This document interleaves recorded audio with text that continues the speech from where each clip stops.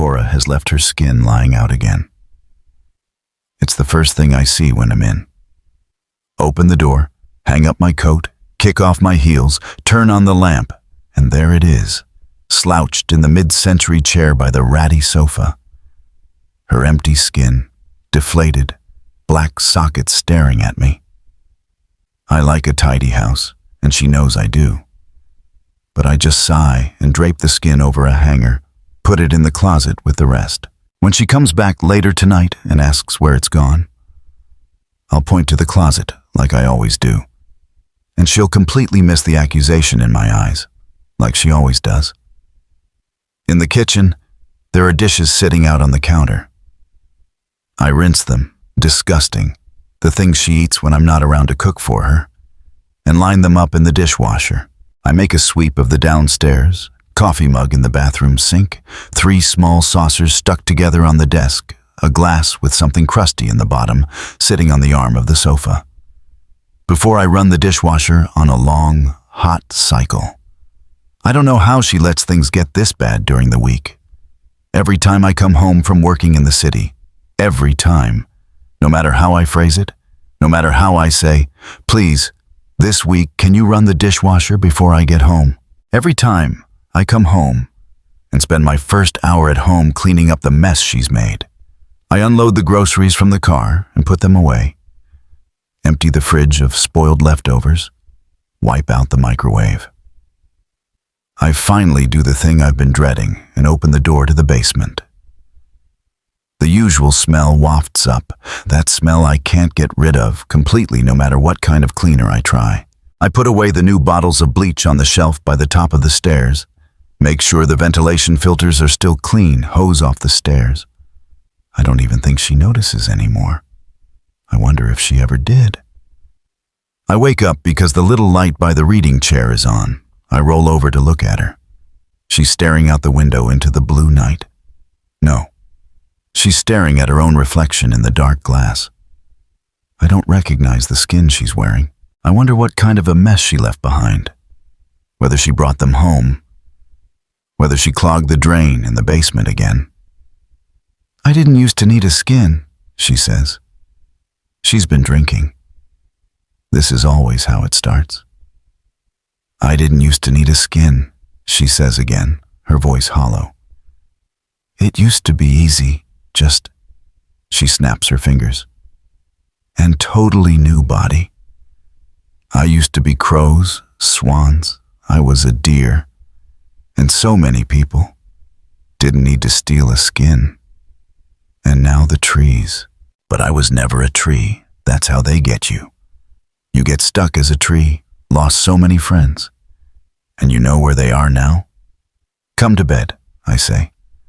And I turn back the covers on her side of the bed. Just come to bed. They're just ashes. Chopped down and burned up. Never be a tree. She pauses. I consider closing my eyes again, trying to get back to sleep, letting her talk herself out. And now I need these stupid skins. I don't even know what I am anymore. So fucking ugly under here, just like nothing, you know? She turns to face me, throws a hand out like casting salt over her shoulder. Why the fuck are you here? Why do you keep coming back every weekend? You should just stay in the city. Just leave me here to keep rotting away.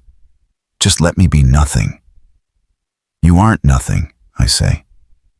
And I sit up, wrap my arms around my knees. I love you. You don't even know me. I'm not anybody. I mean, if you really knew, if you knew what kind of a monster I am, you wouldn't be here. You would have been gone already. You could have a normal life. I just want to take my skin off and walk into the fucking Hudson. Just let myself get washed out to sea already. Just sit on the bottom of the ocean until the world fucking ends. Until you assholes nuke yourselves out of existence or whatever you're trying to do. I'm awake now, fully awake, but so tired. Tired of the same litany. This orchestra of frustration that revolves around this same theme. This pain that can't be explored, but can't be denied. It isn't always this way, I remind myself. There are still good times. There are still the moments. Rarer now, yes. But those moments when I hold her and feel something magical move between us. I spare a glance at the clock on her nightstand. 4:55. I get out of bed. "No," she says. "No, I'll leave you alone. You should go back to sleep." "I'm awake now," I say, and I can hear the hard edge of frustration in my voice. I try to pull it back, put some kind of love in my tone. "I'm awake. I can make us coffee at least. I've got the stuff for pancakes." When I get out of the shower, I find her asleep in bed. The new skin is crumpled at the foot of the bed, and I fold it neatly on the chair so she can put it back on when she gets up. My glance slides off her naked body, and I make myself look back at her. She's so ashamed, so angry at this body of hers. I feel like I've bought into it somehow, the shame. As though even when she sleeps, she'd be so embarrassed to have me look at her that I try not to. When was the last time she let me touch her naked body? I never thought she was ugly. I never saw her as a monster. But I've heard that song too many times. I've let her change my mind, a little bit at a time. I try to step outside of myself for a moment. Try to set aside these last few years, this slow slide into caregiving and caretaking. Try to see her with clean eyes. She's still beautiful to me, like nothing I've ever seen. Years ago, when I was a child, I remember seeing Saturn through a telescope for the first time. Seeing her is like that, a beauty that hinges on distance. I clear away the breakfast dishes, rinse out the coffee mugs, wipe down the counters. There's no blood in the living room, but the unmistakable signs of a struggle are there. Nothing broken this time, at least. I put the cushions right, straighten the pictures, refold the throw on the back of the couch, move the coffee table back into place. I open the door to the basement. This is where the mess is. I try to take it as a sign that she loves me, or appreciates what I do for her, even when she gets this way. Even when she's so angry and frustrated and depressed that she's kept the mess in the basement this time to make it easier on me. She did clog the drain, though. When Cora came into my life, when I first learned that magic was real and walked in the world still, I knew I would do whatever it took to hold on to it, to have my own piece of legend. Like a fairy tale, it takes an hour to clean everything up, and when I'm done, I have to take another shower. When she comes downstairs, she's almost normal, as though nothing happened, as though she didn't wake me up in the middle of the night, as though there was no mess to clean up. We sit on the couch together and watch the latest silly little Regency romance on Netflix, though neither of us like it. She offers up a running commentary on all the inaccuracies, and we laugh, and I curl into her, and she flinches a little bit but lets me. I can do this, I think. I can do this. It's a Wednesday, and I'm between meetings, working on some last-minute copy edits when I see her number on my phone. My stomach sinks. "Hello?" "The cops are here," she hisses. "What?" "The cops are downstairs. They're knocking on the door." She's talking quietly, terror in her voice. "Where are you?" I get up from my desk and close my office door, turn my back to the glass wall. "I'm upstairs. I'm hiding. I'm in the bathtub," she says. "Do they know you're there?" "I don't know. I don't think so. I can't tell. They keep knocking." Fuck. I'm sure they'll give up in a minute. You just have to wait. "What happened? Did someone see you?" "I don't know. I don't know. What do I do?" "Just stay where you are." I run through everything in my head. I try to remember what skin she was wearing when we moved in. Who do the neighbors think she is? It's the brunette, the one with the birthmark on her right shoulder. Where did I put that skin? She hasn't worn it in ages.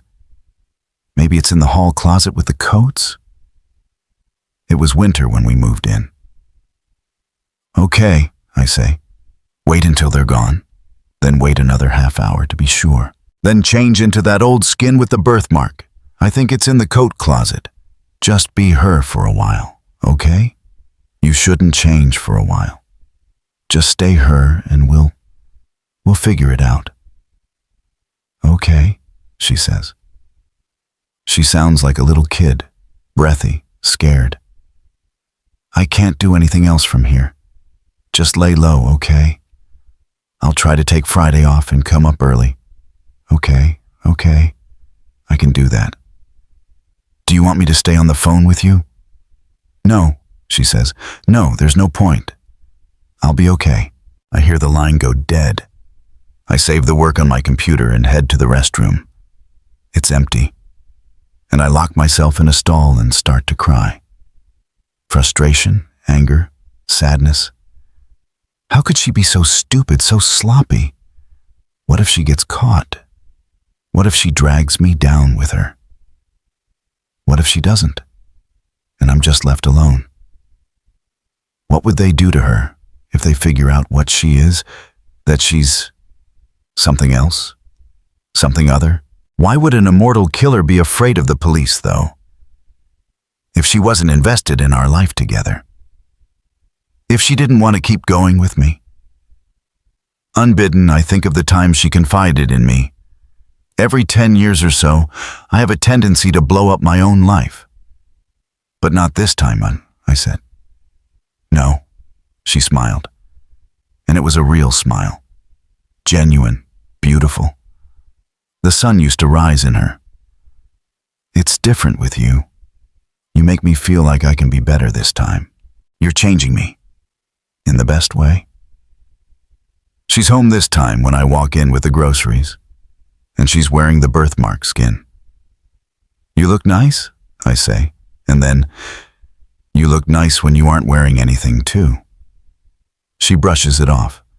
It was a little stiff at first, but it's not too bad. Feels weird not changing though. Sometimes I worry I'll get stuck in this shape. It's not a tree, I say, and immediately wish I could unsay it. But she smiles a little. What are we doing for dinner? We do not talk about the thing that's hanging in the air, the fact that she could be caught. That the police could come back, look in the basement, smell the basement. Dinner, doing the dishes, she helps. It all has a brittle, unreal quality. I want to hang on to this moment, reach back and grab all those reasons I fell in love with her. Drag them through time to now, feel them all over again. She dries her hands on the dish towel. I should leave, she says. What? I should go. You could have something normal, a normal life, a partner you could, I don't know, introduce to co-workers, take to parties. You could be with someone who wears the same face 2 days in a row. I don't know what to say. I just crouch there, frozen, one hand locked around the handle of the saucepan I'm putting away. I love you, I say, finally, stupidly. Like somehow that will fix this. Like somehow those 3 words can erase all those miserable late-night monologues. Like those words will prove what years of cleaning and tidying and cooking and caring haven't been able to. I suddenly feel like I've been pouring love into a broken vessel for years and years. And she's seen it, but has never yet believed it. I let go of the pan and stand up. I look at her and she looks back. We stand there for a long moment. I can see the spot by her eye where the skin isn't clinging quite right. I think of her as a bird, a crow, an owl, any of the things she could become when she was younger. Just like that. Maybe I should be a tree, she says, even though the ability to become a tree is as far behind her as her wings. But I could have something normal, whatever that is. I could meet someone online or ask out someone in the office. I could reach out to my friends again, pick up where we left off, see my nephew.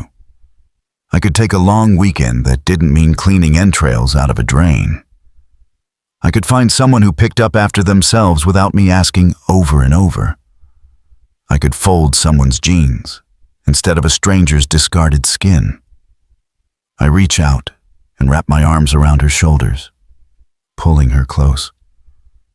I don't want something normal, I lie. I take a sick day on Monday, too, and so I'm there when the police come back. Our neighbor's house was broken into, the one we can just see the top of over the ridge, and the cops were following up with us. They think whoever it was cut through our backyard to get to the road. Cora does her best to look concerned. Do you think they'll be back? No. Maybe a good idea to keep the outside lights on for a while at night, just in case. If you have one of those Ring cameras. We don't, I cut in. Just an alarm on the doors. That's something. Are you both here during the week? No, I say. I keep a studio in the city. I'm only up on the weekends. The city doesn't agree with me, Cora adds. I prefer the quiet. Sure, of course. Well, keep those alarms armed, lights on. I doubt the guy will come back, but let us know if you see anything. I will, she says. I hold it in until their cruiser leaves the driveway, and then I start to laugh.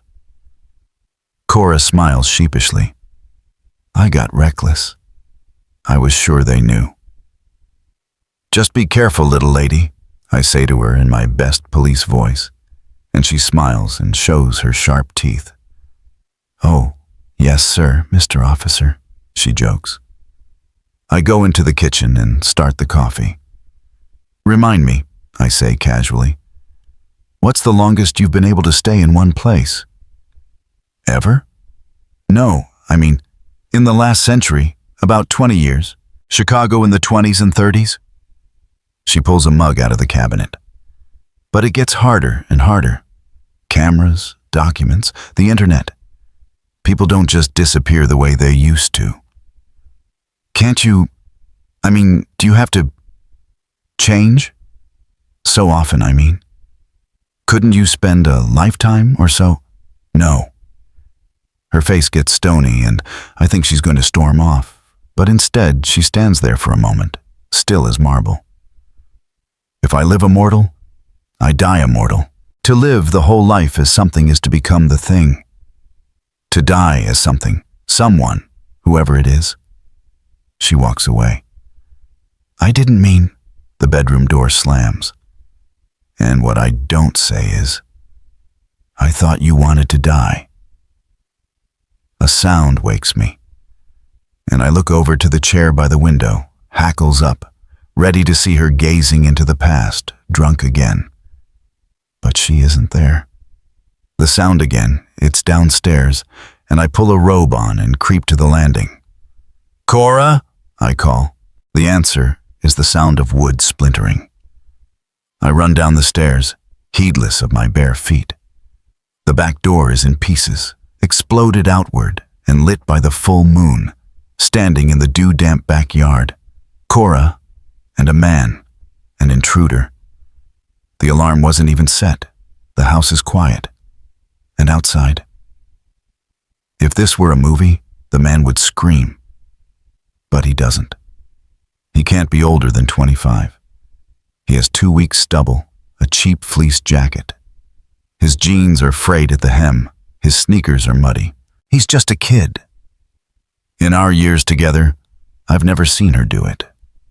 It seemed invasive. It seemed too private. But now I watch her shed her skin. I watch her become. He doesn't make a sound. There's a dog barking in the distance, the wind in the trees, and the wet, quiet sounds of death. When it's finished, I think I should feel something. But I just feel a little sad. I wish I could feel horrified, or shocked, or betrayed. I feel sad because it's over. Not this stranger's life, but this love story. And it was over before it started. I feel sad because I'll only ever be a footnote in her life. And when I'm gone, she'll just keep on missing her distant past. She'll keep pining and longing and wallowing. And it won't be for me. She can't even give me that. She turns to see me in the open doorway. She is covered in viscera and beautiful. So beautiful. Wordlessly, I go outside and get the garden hose. I clean her up. She lets me touch her. Together we bury what's left of the intruder under the back porch. She carries her skin inside and hangs it in the closet. There's nothing to be done for the back door, but I tack up a tablecloth over it for now. "Will you come to bed?" I say, finally. She shakes her head. Not yet. It wasn't difficult, changing for her.